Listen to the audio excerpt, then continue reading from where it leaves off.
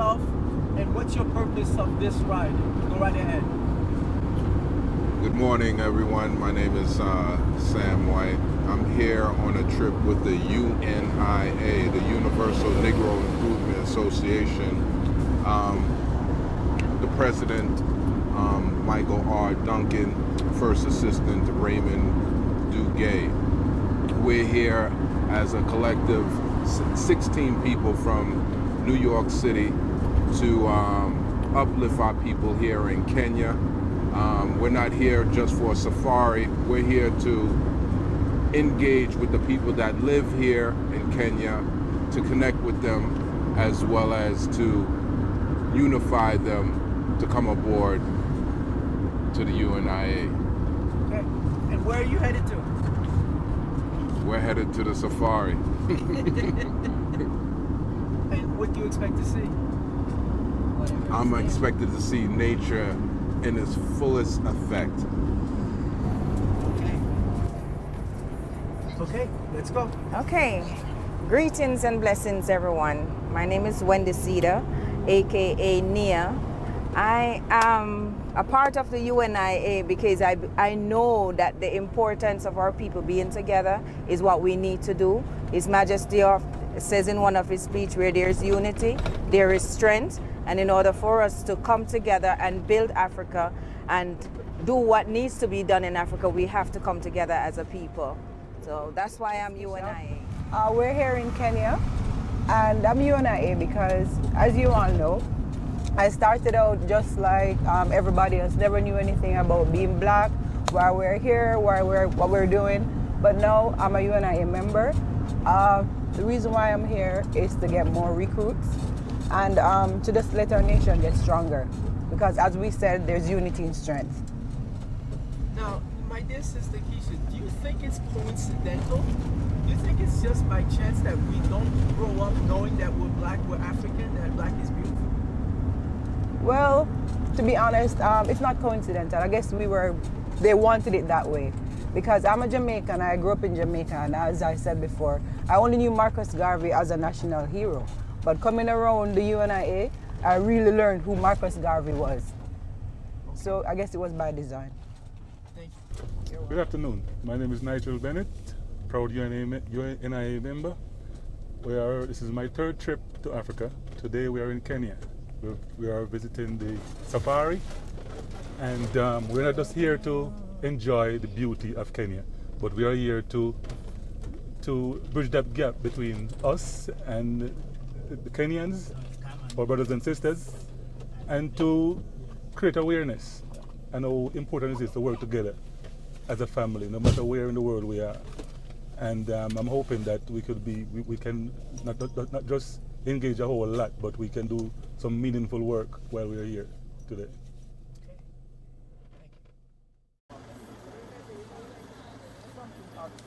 Good morning, everyone. I'm here in Nairobi, Kenya. I'm here because I come to the motherland every year, and I need to see what's going on in the motherland. Plus, everybody know I'm Haitian, so I want to know what's going to happen with the Kenya and Haiti. So it's a beautiful place, a beautiful city, but we have to work together as a people, especially in the UNIA. It's very important that we basically support one another, work together, because we got to make changes, and changes must happen now. Now we must start changing. So I want to thank everyone for all the hard work that they're doing, and keep up the work. Let's stick together. Power to the people. Ready? Hello, my name is Antoinette Mosley, and this is Eleanor Bolt, and we're in Africa. We're in Kenya. All right. We're part of the UNIA. I'm the executive secretary, and we are here to see Kenya and build and recruit and get more people into the UNIA so that we can hopefully regain, right, all of the black people of the world to come together and unify and just reclaim our land, our homeland. That is what I'm so so emotional about today that I am in my homeland. For the very first time, I'm in Africa. UNIA, present in Africa. Long live the UNIA. One God, one aim, one destiny. Race first. So every time I come here, I learn more, and I feel enriched and empowered to just continue to do learning more and doing more for my people. Because as everyone's saying, we are all one family. We may not have been born here in Africa, but Africa was born in us. So we need to come back, learn what we can, and keep teaching others and untelling all the lies that they've been telling us. Okay. Now, Sister Jennifer, this is not your first time coming to Africa. It's not even your first time traveling with us or with me. Correct. Why do you continue? I mean, think about it. We're traveling twice a year. We were just in Curacao together, and we're going to be doing a lot of things together. Why do you see the need? Why is there a necessity for you to come and travel and meet black people wherever they are, and especially Africa? Well, a lot of people, well, for me, it's a selfish reason, because when I'm with black people, I feel more enriched and empowered. The vibration that we get when we're among our people, it feeds my spirit. So I'm not coming to help someone, I'm coming to help myself. So if I'm strengthened, then I can help other people. So coming and traveling with our people, it's a wonderful experience, and I feel richly blessed to be able to do it. Okay. Now, Sister Jennifer, we're going to stay on that topic, but I have to go back and ask you about the carnivore. I mean, all those I knew you were gonna do eaters. that. I mean, it was a pleasure to watch the meat eaters kill and attack the meat. What do you say about meat and meat eating? And talk about the revelry we had last night at the dinner, and how there was one person bothering and irritating everybody. Go right ahead. Well, you know, there are always going to be agitators among us, but like they say, the fiercest in the jungle is the ones that eat meat. So if you want to be strong, then you have to eat meat. So, no, but hold it. Jamaica Brazilian doesn't have any meat, and that's the number one restaurant. Well, we have options. So, when we were at the National Zoo yesterday, we were trying to find at the safari. Okay. We were trying to look for a lion, but as we know in history, it's the female that goes out and hunts, and we leave the father home to watch the children. So women do have their strengths and their powers. Okay. Now, you know, since you brought up the safari, I gotta ask you this. All those animals, they're all vegetarians. I mean, the only ones who eat meat are the predators and the bad guys. Let's say the fiercest ones eat meat. Okay, that's how you see it. Yes. Okay. I mean, we went to the giraffe center. You saw the size of the giraffe. Yes. I mean, it was so heavy, I almost passed out. Yes. And you saw the jaws. And can you imagine all of this is from eating vegetables? Well, just think about it. All of these animals, everyone has their role to play. So, you know, we all have different sizes, different strengths, and different uses. Yes. Okay, good. Now, getting back to Kenya, I mean, you see the beauty. This is very beautiful place. Yes. You know, and we mentioned this yesterday, and this is what motivates me to continue working so hard. You know, I don't believe we own these things. I know, I mean, it's sad that I'm saying that, but I know who's really in charge.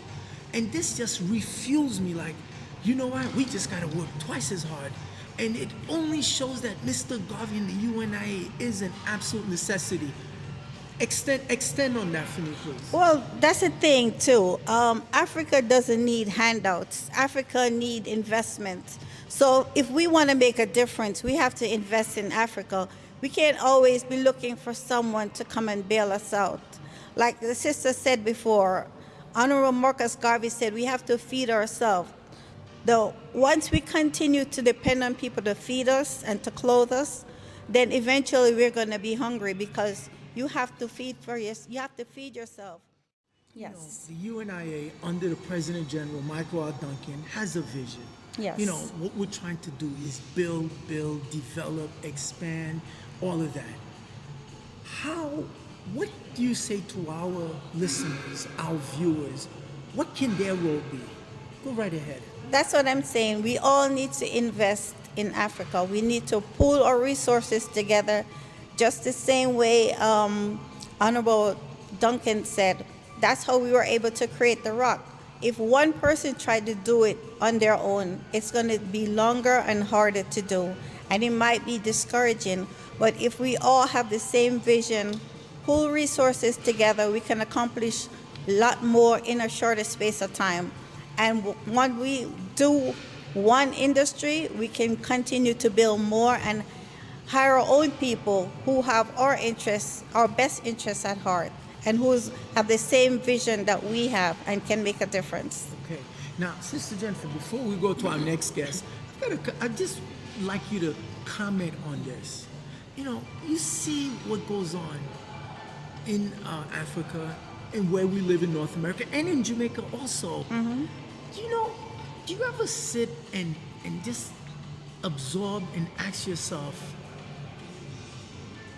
does this condition, this universal condition, will it ever be in our favor? Can we ever succeed and realize what Mr. Garvey wanted us to do? Please answer that.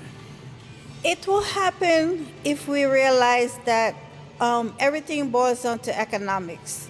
We all have jobs, and the jobs pay us just so much that we have to go back the next week. It's never going to pay you enough where you're going to walk away, and the master has no one to do his work. Okay. Finally, how was the ostrich last night? Everybody wants to know. All of my supporters have been texting me, did Sister Jennifer enjoy the ostrich? I can tell you the flavors, these people really know how to cook. I did enjoy a small bite. I just wanted to taste it to see what it tasted like. It tastes a little bit like, I guess, a chicken patty, but the flavor was there. Yeah, okay. So I can say I tasted it. I didn't indulge too much in it, but I tasted a little. Okay. Well, no, since you brought that up, Brother Miguel is a true Rastafarian, and he doesn't eat meat. So yes. How do you and Brother Miguel coexist? I saw you eat the meat. I was there. I was watching you, and I saw you eat the ostrich.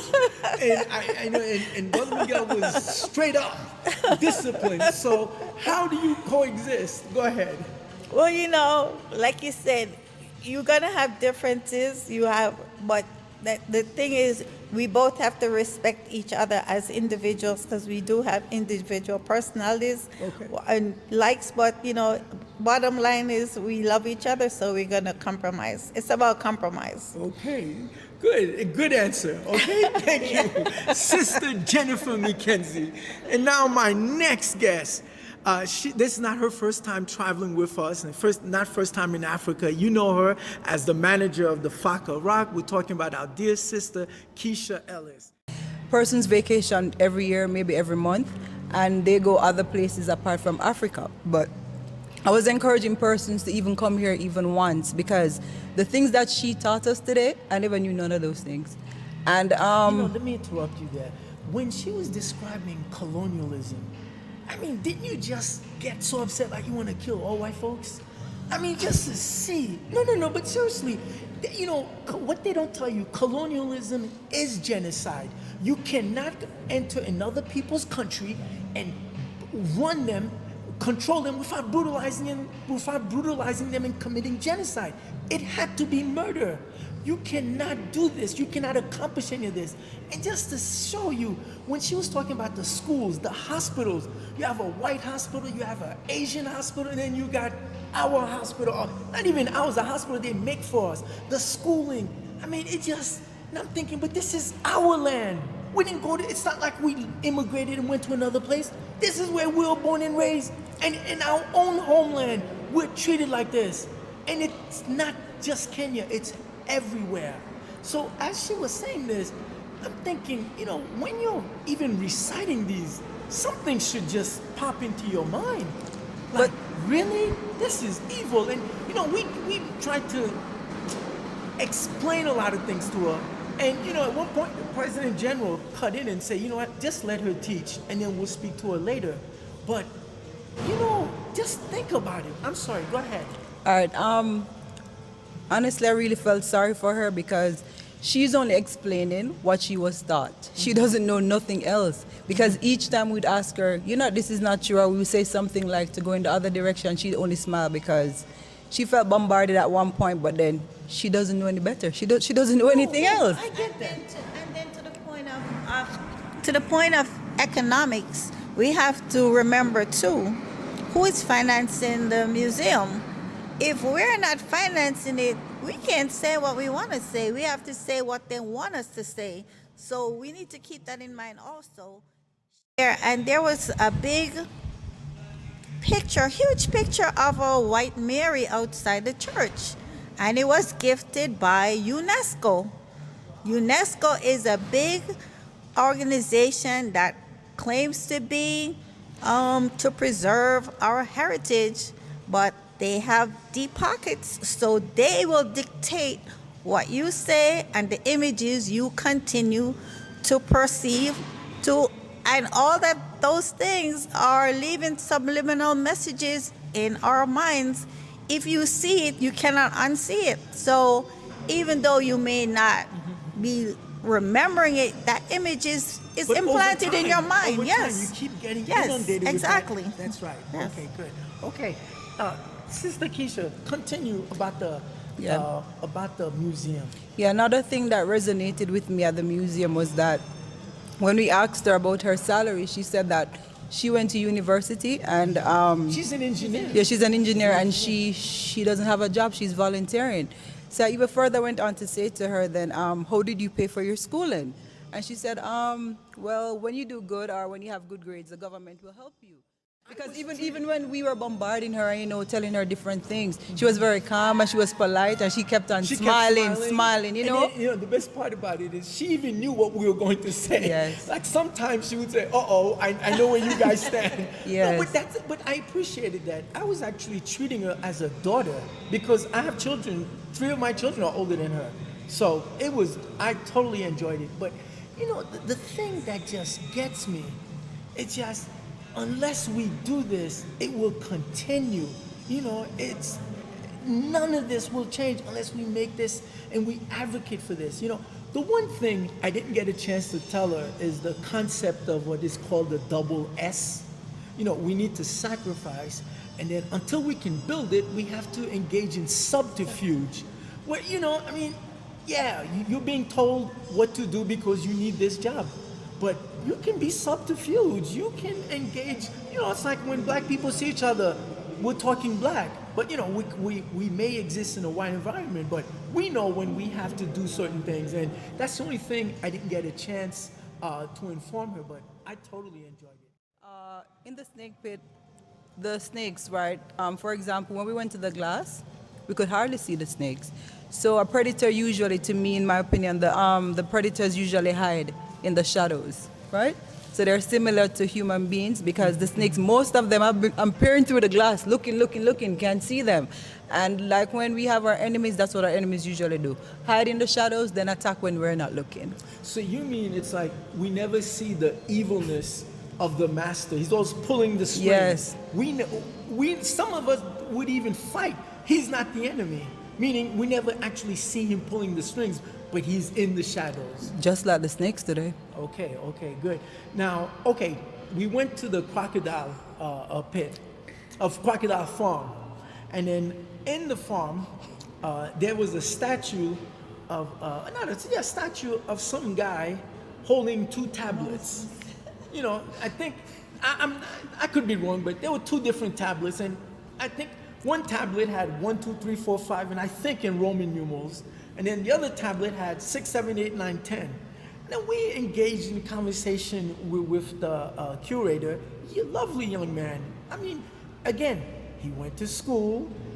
He studied wildlife management, wasn't able to find a job. He said he never thought he would be doing crocodiles on a farm, but he ended up doing that. And he's been doing it for, I think, 12 years now. and he's gotten to be an expert, and he was telling me he's no longer afraid of crocodiles. And then so since that statue was there and those tablets, we engaged in conversation.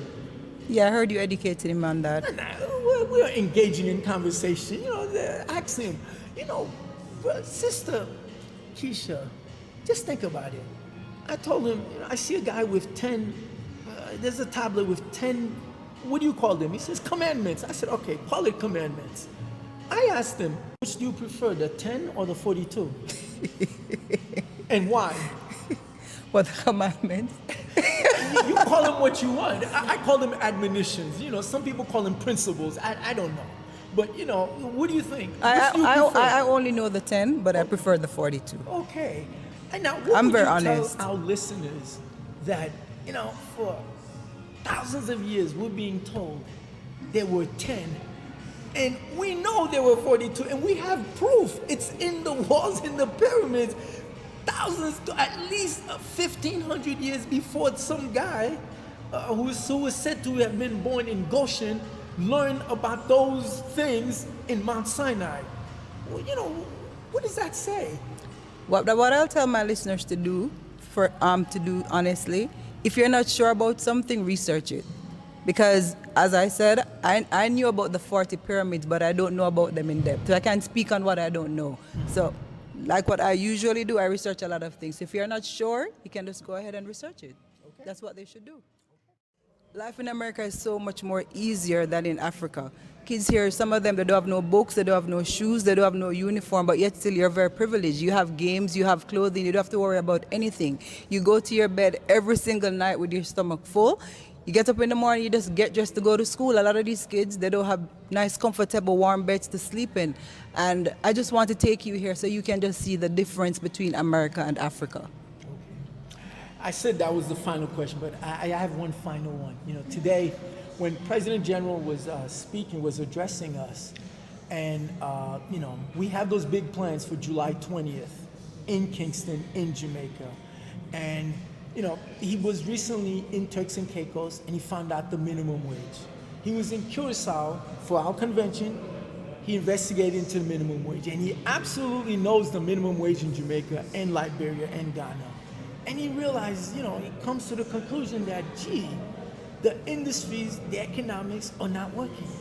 Well, it wasn't meant to ever work, and that we have to do this.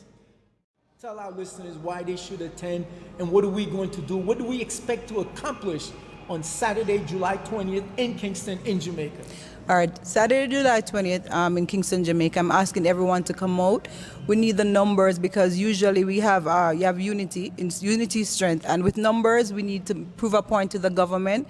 If persons see 20 of us coming out, they're not going to take us seriously. So I'm asking everyone just to come out because there are a lot of changes that needs to be made. And if 5 persons go to the government or 5 persons marching, everybody's going to think that we're a joke. So we're asking everyone to come out. As I said, there's strength in numbers. So kindly come out.